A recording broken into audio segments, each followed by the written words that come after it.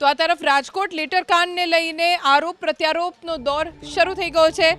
કોંગ્રેસે ભાજપ પર કર્યા પ્રહાર। કોંગ્રેસ નેતા અમિત ચાવડાના ભાજપ પર આકરા પ્રહાર। કહ્યું કે ભાજપમાં આંતરિક લડાઈનું આ પરિણામ છે। પ્રદેશથી લઈ ગામ સુધી છે જૂથવાદ। ભાજપમાં સત્તા અને ભ્રષ્ટાચારમાં ભાગ બટાઈની લડાઈ છે। રાજકોટમાં નેતાઓના પણ અલગ અલગ જૂથ છે। વોર્ડ પ્રમુખ અને પેજ પ્રમુખોમાં પણ જૂથવાદ છે।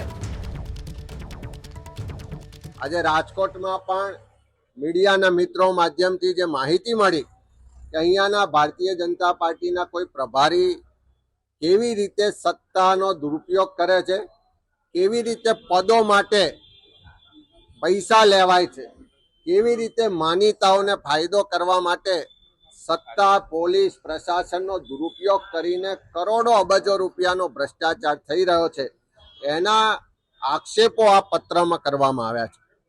એ સાચો છે ખોટો છે તો સરકાર ફરી એફએસએલમાં મોકલીને તપાસ કરાવે, પણ આ પત્રકાંડો લેટરકાંડ જે ગુજરાતમાં થઈ રહ્યા છે, ભાજપની સત્તામાં ભાગ બટાઈની જે લડાઈ છે, ભ્રષ્ટાચારના પૈસાની ભાગ બટાઈની જે લડાઈ છે, આંતરિક અસંતોષને જૂથવાદ છે, એ દિવસે દિવસે બહાર આવી રહ્યો છે અને હવે પાપનો ગડો ભરાઈ ગયો છે।